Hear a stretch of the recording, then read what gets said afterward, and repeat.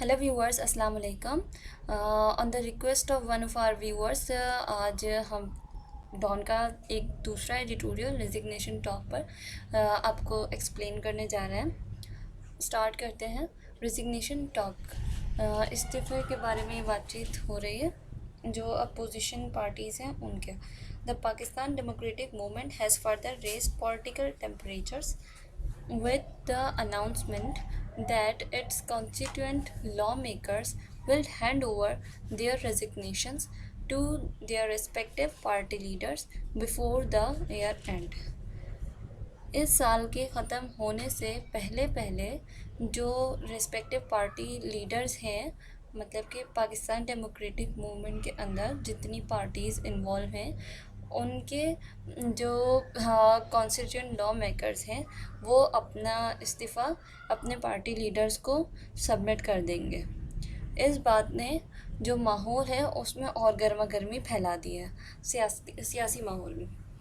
A development that would create more uncertainty and turmoil in an already tense environment. ये एक ऐसी development है, एक ऐसी चीज़ है जो कि और ज़्यादा हंगामे को बढ़ा देगी, जबकि जो माहौल है पहले से ही वो बहुत ज़्यादा टेंस है मतलब कि इतना ज़्यादा फ्लेक्सिबल इन्वायरमेंट नहीं है। पहले ही टेंशन्स बहुत सारी चल रही हैं, उसके अंदर और हंगामा मज़ीद मचा देगी बात। Although it is not yet clear when the PDM parties will hand these resignations over to the National Provincial Assembly speakers, अब तक ये बात क्लियर नहीं है कि PDM के अंदर जो पार्टीज़ हैं वो अपने रिजिग्नेशंस कब तक नेशनल एंड प्रोविंशियल असेंबली के स्पीकर्स को सबमिट करेंगी। The very prospect of half empty assemblies, जो प्रोस्पेक्ट्स हैं बहुत the very prospects of half-empty assemblies, more protest and march, the talk of by-election and the possibility of a boycott all point to a deeply chaotic and challenging new era. ये जो prospects हैं कि आधी assembly खाली हो जाएगी अगर वो अपने इस्तीफ़े दे देंगे तो, और उसके अलावा प्रोटेस्ट भी बढ़ जाएंगे, एहतजाज बढ़ जाएंगे, जो रैलियाँ निकलते हैं, जो मार्च करते हैं वो बढ़ जाएंगी। तो ये सारा कुछ जो है, और उसके अलावा इलेक्शन का बायकॉट कर देंगे, इसकी भी पॉसिबिलिटी है।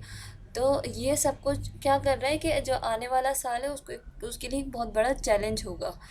Given the economic, employment and COVID-19 challenges, a prolonged period of uncertainty will do little to assuage the concerns of members of the public.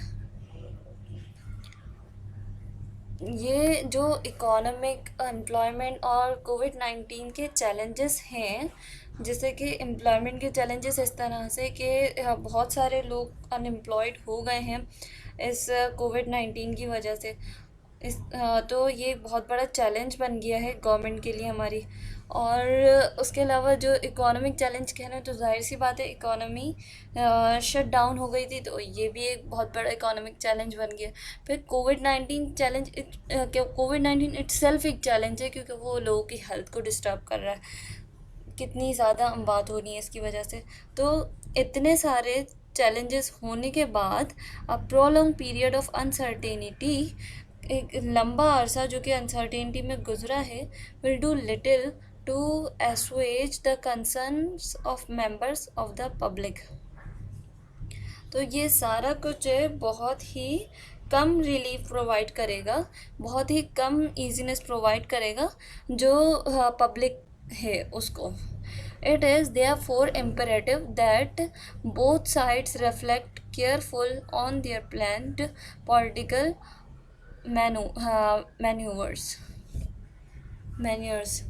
तो ये एक सवालिया निशान के तौर पर आप इस बात को समझ लें कि ये क्वेश्चन है कि दोनों साइड जो है वो केयरफुल वे के अंदर अपनी अपनी जो पॉलिटिकल प्लान है उनको लेकर चलें।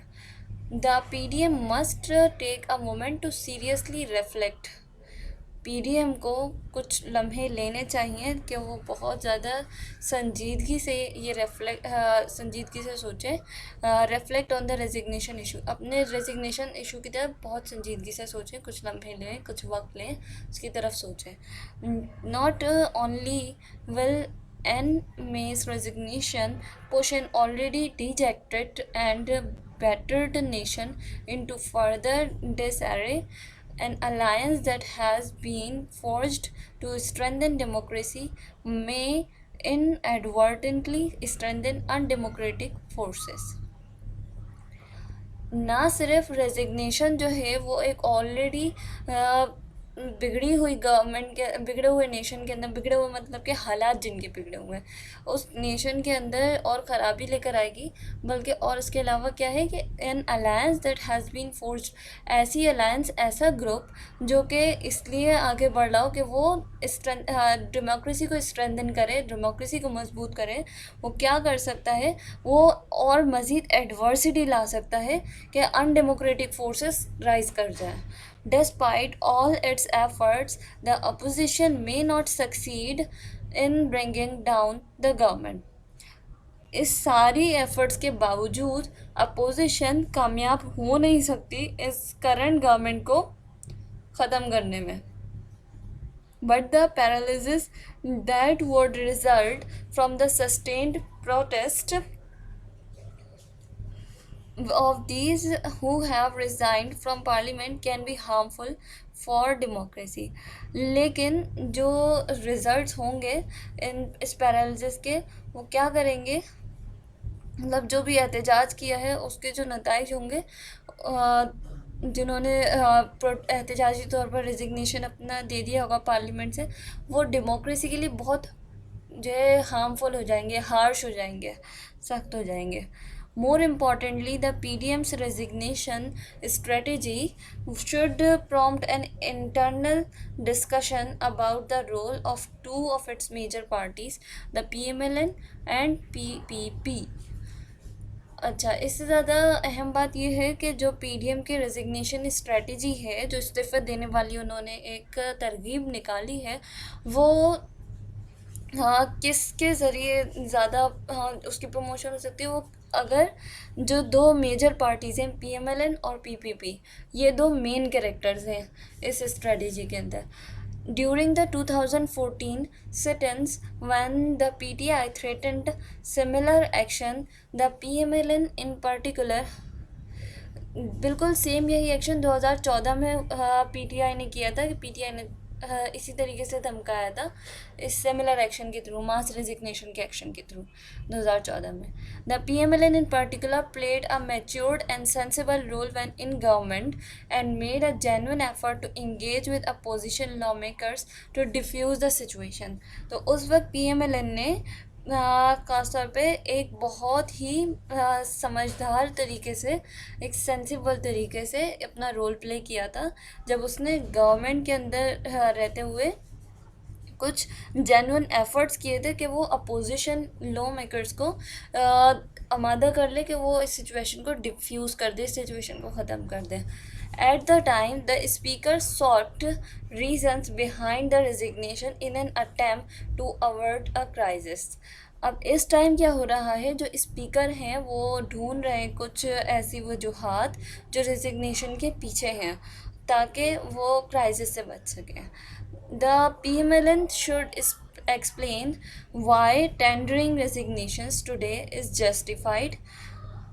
PMLN जो है उसको चाहिए कि वो बताए, वो समझाए कि रेजिग्नेशन इस वक्त क्यों जो है सही है, रेजिग्नेशन देना आज क्यों सही है. when it was something its government did everything to avoid when faced with the predicament.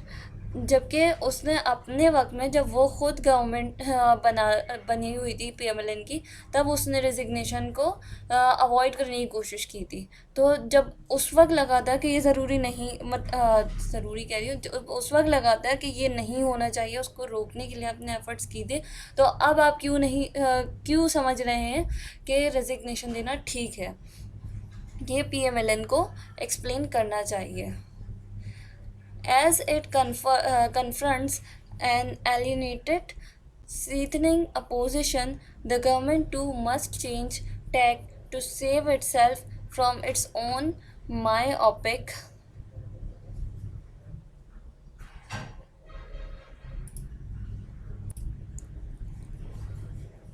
as it confronts an alienated, seething opposition. The government too must change tacks to save itself from its own myopic, tunnel vision approach.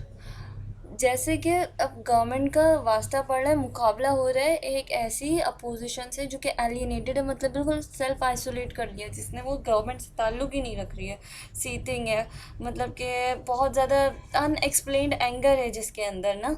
तो ऐसी opposition से जब जब वो मद्दे मुकाबिल हुई है, तो गवर्नमेंट को भी चाहिए कि वो अपनी टेक्निक ऐसी करे कि वो अपने आप को सेव करे, अपने उस एक नैरो माइंडेड से from its own myopic means narrow minded, अपने उस नैरो माइंडेड बिहेवियर को चेंज करे, अपनी टनल विजन अप्रोच को चेंज करे। सही है। Incendiary knee jerk statements and school yard bullying tactics must come to an and.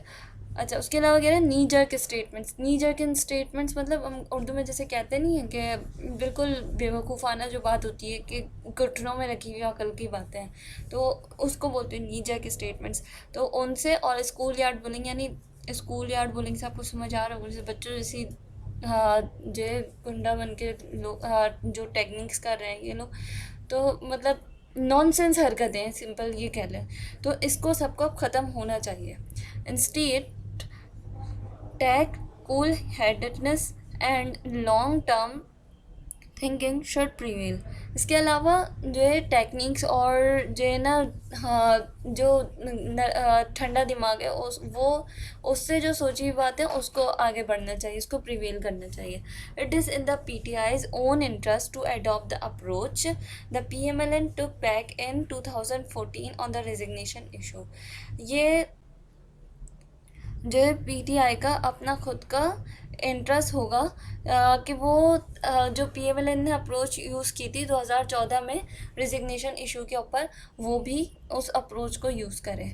मॉकिंग the opposition is akin to shouting fire in a crowd of theatre.